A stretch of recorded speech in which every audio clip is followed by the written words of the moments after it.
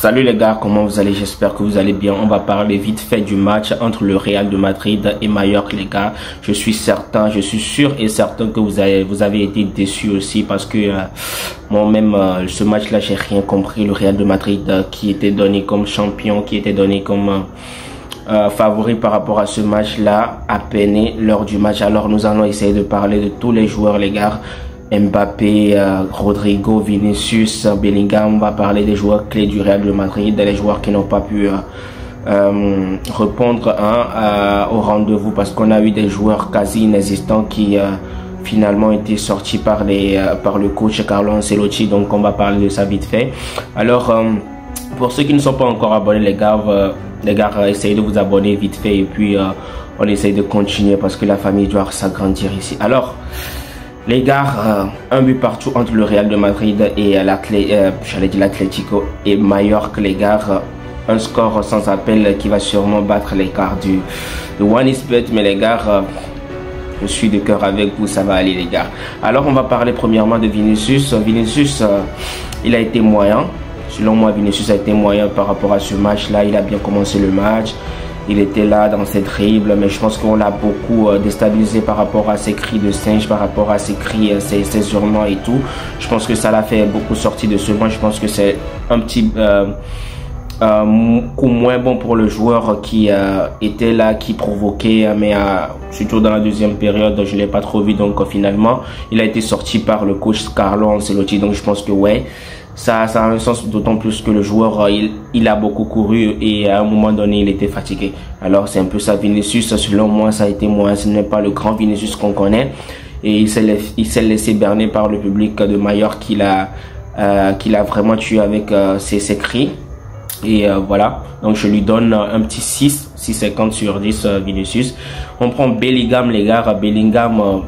pour moi, c'est toujours extraordinaire parce que avec son nouveau rôle qu'il a actuellement au milieu de terrain, Bellingham qui gratte les ballons, Bellingham qui essaye de jouer le 10, le faux 10, Bellingham qui récupère beaucoup de ballons. C'est un joueur assez extraordinaire parce que moi, je pense que d'autant plus que le système du Real de Madrid a beaucoup changé. Je pense que il a une activité physique assez considérable sur le terrain actuellement. Donc, je pense que faire les 90 minutes chaque fois, je pense que ça sera beaucoup difficile pour lui avec le travail, le boulot qu'il a sur le terrain. Donc aujourd'hui, il a encore assuré, il a fait un bon match. Selon moi, il a gagné beaucoup de ballons, beaucoup de duels.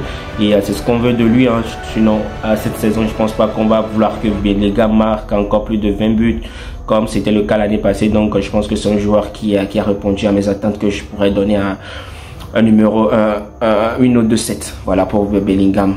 Et Rodrigo Goes, les gars, Rodrigo Goes, buteur du Real de Madrid. Sans lui, le Real n'aurait pas concédé ce nul-là, n'aurait pas pu obtenir ce petit point-là. Donc lui qui a ouvert le score avec un joli but, Monsieur Rodrigo Goes, une frappe du pied droit.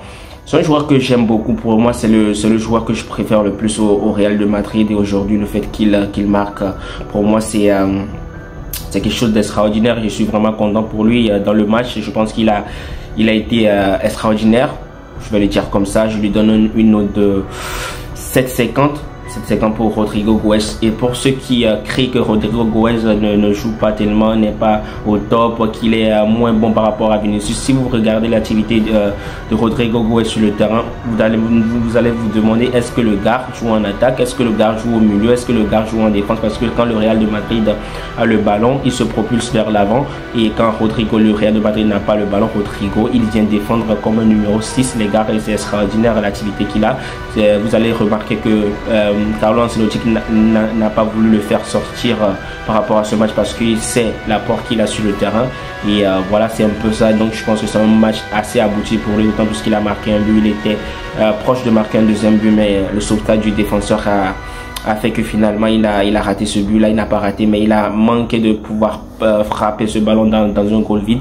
Mais c'est le football. Et puis voilà, Vinicius, Rodrigo Goes, une petite note de 7,5 pour moi. Pour moi, c'était le meilleur joueur du Real de Madrid ce soir.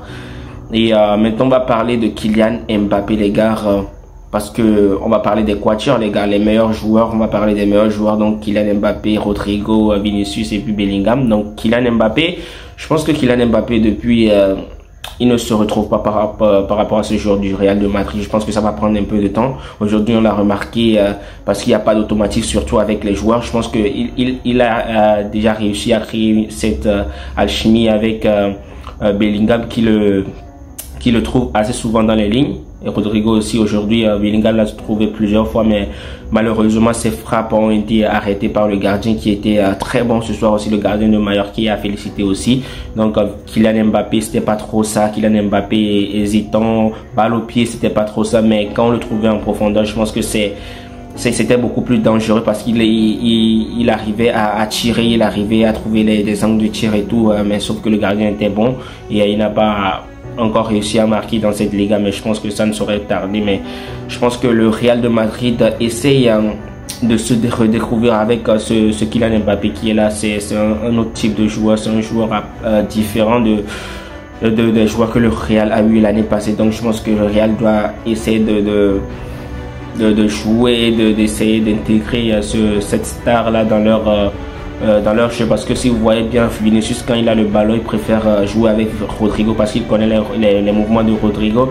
Mais je pense que l'alchimie c'est entre Kylian Mbappé et Bellingham qui se trouve beaucoup plus. Donc je pense qu'avec le temps ça va venir, mais ce match ça sert d'exemple au Real de Madrid, parce que même le fait d'avoir un effectif de luxe, ça ne vous garantit pas le titre. Donc je pense que finalement cette Liga va se jouer jusqu'à la dernière minute, parce que déjà on a le Barça qui a gagné son match hier 2-1 grâce à un doublé de Lewandowski. Donc ils prennent déjà 2-1 et 2 points d'avance sur le Real de Madrid. C'est mal parti pour les merengues, mais l'impossible n'est pas madrilène.